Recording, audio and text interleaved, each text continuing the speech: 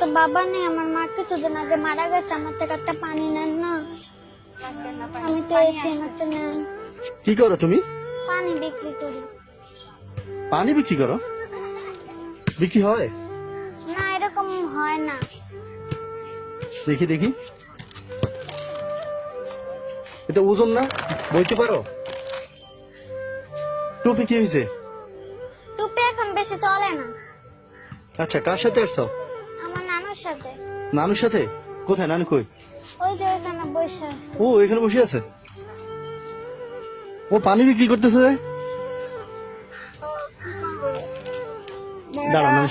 অসুস্থ ছিল, আচ্ছা সবাই সাহায্য করছে। জি। মেয়েটার বাঁচাইতে পারলাম না। মেয়ের তো একটা ভবিষ্যৎ করতে হইব, রাস্তায় আমরা মেয়েটা খারাপ হয়ে যাবো। এই কারণে এই মেয়ের আমার 40 দিন বিয়ে হয়নি। আরে যদি কেউ যদি একটা ব্যবস্থা করে দিত, তাহলে নাতিন ডালি আমি থাকতে পারতাম, নিজে কিছু ব্যস্ত পড়ালেখা করা।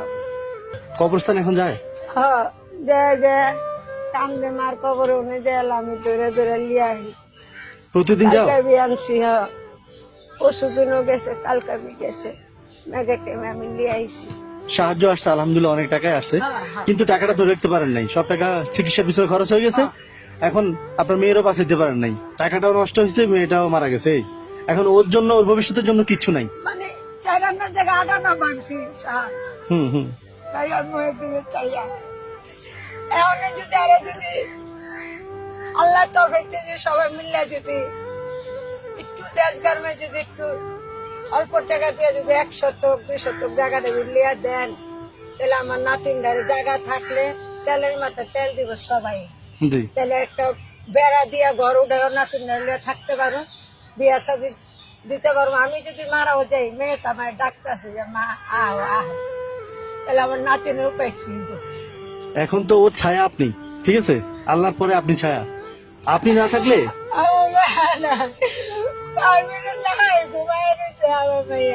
আল্লাহ যদি আমার নাতিনদারে যদি একটা ব্যবস্থা করে দেয়, তাহলে বাবা মা শান্তি পাবো, আমি একটু শান্তি পাবো। রাস্তাঘাট তো ভালো না। জি জি, এটাই সমস্যা, ও তো বাইরে থাকে। থাকতে থাকতে কইব যে আমার আব্বু দেখিনি, মারা হারাইলাম। হ্যাঁ, ওই মনে বুঝেন পেতরে লাগাইবো, নিশা খাইবো, কোষা খাইবো, হুম, বরবাতে হয়ে যাইবো। জি। সকালে তুমি রাত্রে নিয়ে খাইলো না। যাতে আমার নাতিনরা থাকতে পারি। হুম। যে এটাই আমার মেয়ে, এটাই আমার সব। তুমি এত কাঁদতেছো কেন? হ্যাঁ, কাইন্দে না, আমি আছি না ইনশাল্লাহ, কাইন্দে না। এখন শুনেন, আমার কেউ নাই, আমার মেয়ে নাই, আমি কি বাঁচো?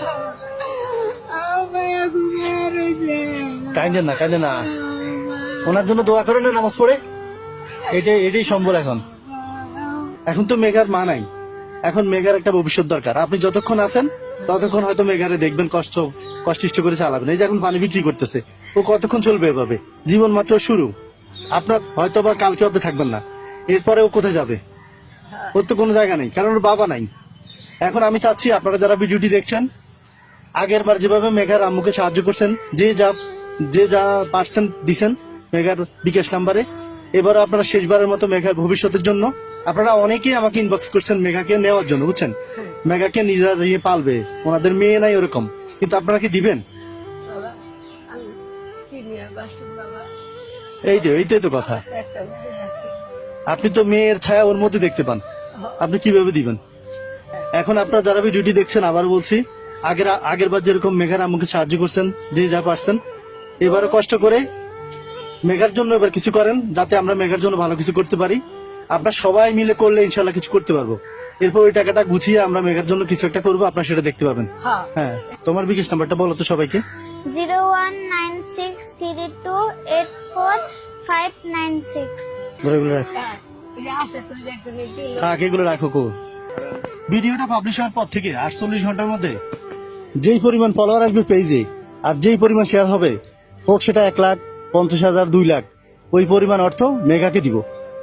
আর যারা মেঘাকে সাহায্য করতে না পারবেন, অবশ্যই ভিডিওটা শেয়ার করে দিবেন মেঘার আম্মুর দিকে তাকিয়ে, কারণ আপনারা মেঘার আম্মুর জন্য অনেক কিছু করেছেন।